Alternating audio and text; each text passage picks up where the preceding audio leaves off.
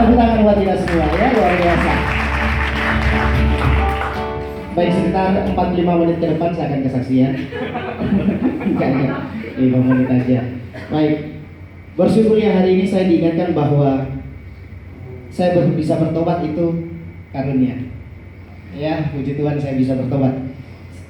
Saya lahir dari keluarga yang percaya dukun. Oh, kelewat. Nama saya Ferdi, kalau belum kenal ya. Ferdi, istri 1, anak 1, sudah menikah maksudnya. Saya dari Sulawesi, ada yang dari Sulawesi di sini? Ya, oh ada yang dari Sulawesi juga, oke. Ibu saya Manado, bapak saya Sangir. Kalau orang dari Sulawesi itu ngerti bahwa keluarga yang di sana pasti percaya yang namanya dukun. Jadi saya lahir dari keluarga yang percaya dukun. Jadi kalau di rumah saya itu tidak ada obat Panadol, obat sakit kepala itu tidak ada. Jadi sejak saya kecil kalau saya sakit kepala misalnya, itu hanya diambil bawang. Jadi bawangnya dioles-oles ini sama papa saya karena papa saya ada ilmu hitamnya. Dioles-oles seperti ini kemudian tidak di kayu karena di sana kan rumahnya banyak kayu ya, digosok di kayu gitu. Nggak sampai 5 menit hilang, pindah. Ya, jadi setiap sakit apapun itu nggak ada yang namanya obat. Kalau orang sakit perut, ini perut besar bukan sakit ya, asli. Kalau ada yang di kampung saya orangnya sakit perut, oh kena santet, itu langsung dibelah. Jadi tinggal ditutup kain putih, dibelah, diambil.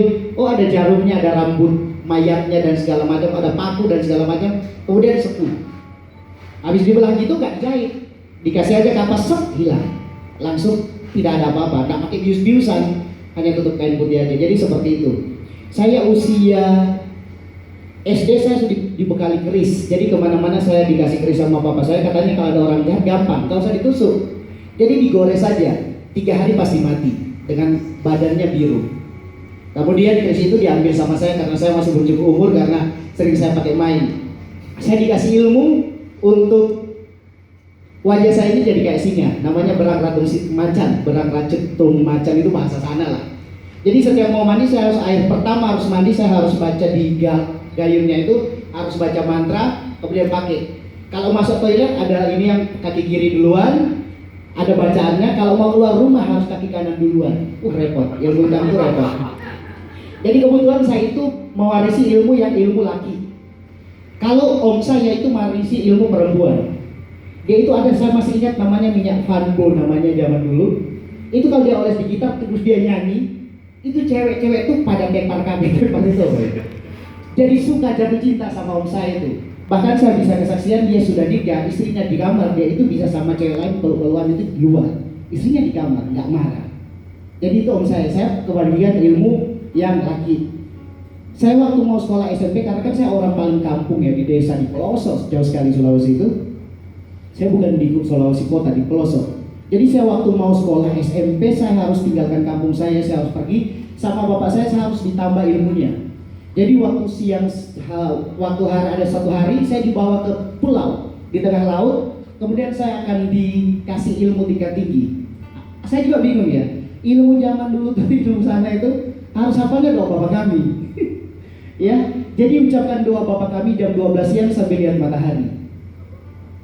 Setelah itu harus dipanah. Jadi setelah sukses itu saya minum air keris, itu air laut tapi dicelupin keris itu langsung tawar, nggak asin lagi. Diminumin.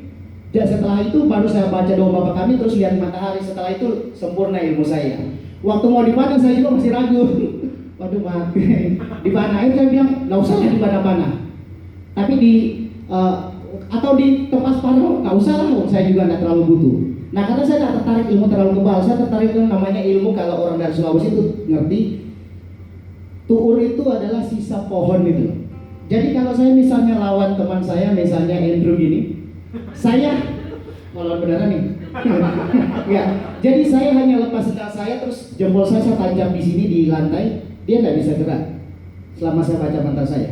Saya lepas dia gerak. Kalau dia mau pukul saya tekan, dia nggak bisa mukul saya lagi. Saya tinggal tojo aja dia sampai ampun. Itu yang ilmu saya suka. Nah, habis itu saya sudah lapar. Saya singkat cerita, saya sudah lapar maksudnya. Kalau tadi makan banyak. Singkat cerita saya harus ke gara-gara air menariknya gini. tahun 2003 itu setelah saya kuliah, sahabat masih tetap ada ilmu hitam ya.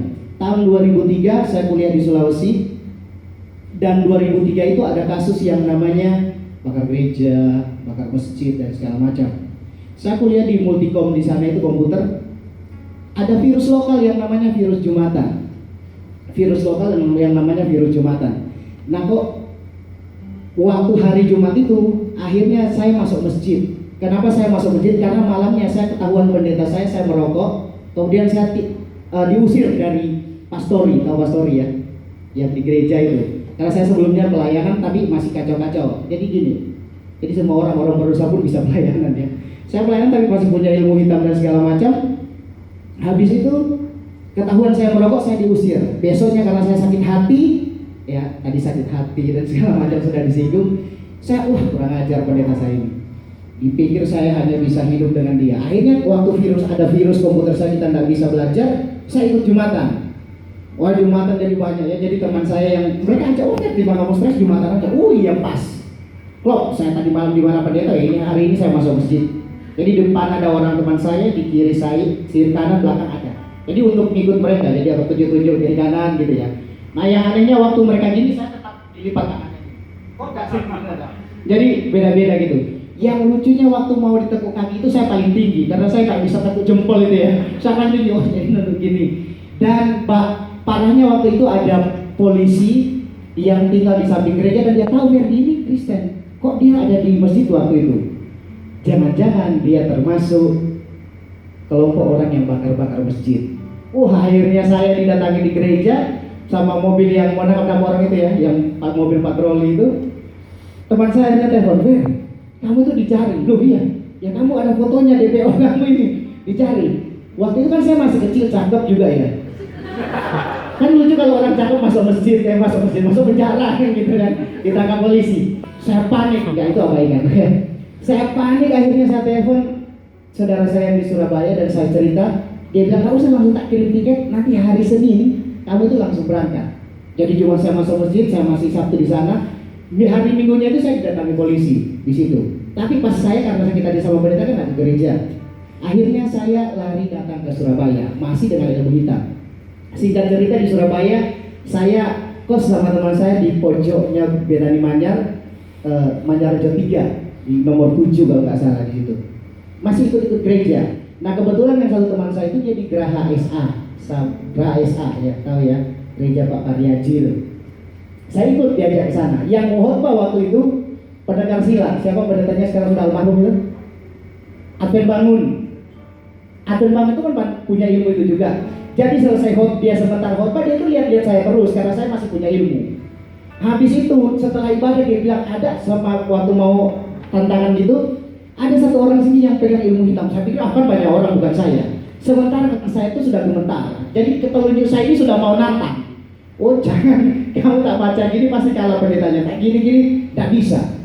Dan setelah saya seperti ini, saya itu diseret sama diaken itu ke ruangan khusus, terus saya dilayani. Dan waktu itu saya tarung sama Advent Bangun. Kalau sekarang sudah nggak bisa, ya udah gemuk ya. Dulu kan kurus, saya bisa keluar semua. Saya pakai ilmu saya nggak mempan. Saya keluarkan semua nggak bisa. Dan saya kalah sama minyak urapan. Minyaknya itu cuma dikasih di mulut saya tepar langsung, saya sadar. Waktu dikasih itu saya masih sadar. Dan setelah dikasih itu baru saya hilang ingatan, hilang kesadaran. Jadi waktu waktu dikasih minum minyak urapan itu, kemudian saya rebah. Habis itu singkat cerita sekitar setengah jam, 1 jam saya dilayani dan mereka bilang kamu butuh pelepasan dan segala macam. Saya dilayani di situ. Akhirnya sejak saat itu singkat cerita yang dulunya saya pakai ilmu hitam saya lepas. Dulu itu di dompet saya itu ada kain pemberian bapak saya yang selalu saya bawa kemanapun itu. Katanya kalau kamu lagi marah dipegang 6 orang pun bisa lepas. Kayak gitulah. Ya saya percaya waktu itu karena memang di kampung saya itu kalau emas saya, jadi dia itu ada pohon kelapa di kampung itu, pohon kelapa dibikin kursi. Itu kalau mau Natalan itu ajang demo untuk ilmu hitam. Jadi bisa dilempar ke atas, disundul. Tapi botak ini bukan gara-gara nyundul itu bukan. Jadi seperti itu batang pohon kelapa itu ya yang dipakai buat duduk di kampung itu disundul pakai kepala. Itu sampai kalau bisa kayak gitu ilmunya. Tapi puji Tuhan, Setelah itu kemudian saya ada juga pemulihan, didoakan terus teman-teman waktu itu, dan kebetulan waktu itu dengan Pak sama Roni Daud, kalau tahu ya, Roni Daud dia dari Lebih Hitam. Roni Daud sama-sama kita itu awal pelayanan di toko buku Bethlehem di Pregolan, dan dia juga nasihati, dan dia itu tampak luar biasa. Roni Daud itu bahkan dia dari 2004 sampai 2014 ngawal Pak SBY, ngawal presiden 10 tahun. Jadi dia itu ya lebih parah, lebih nakal-nakaluan. Dia itu punya namanya ilmu tidur, itu satu kampung bisa dibuat tidur dan segala macam. Ya bisa cari kesaksiannya di YouTube banyak. Dan akhirnya sempat pelayanan sama-sama DRE, dunia roh ministry waktu itu, saya masih ingat namanya ya. Akhirnya dipulihkan, dan saya percaya bahwa 2 Korintus 5:17, siapa di dalam Tuhan ia adalah ciptaan baru, yang lama sudah berlalu dan yang baru sudah datang. Terima kasih, Tuhan Yesus memberkati.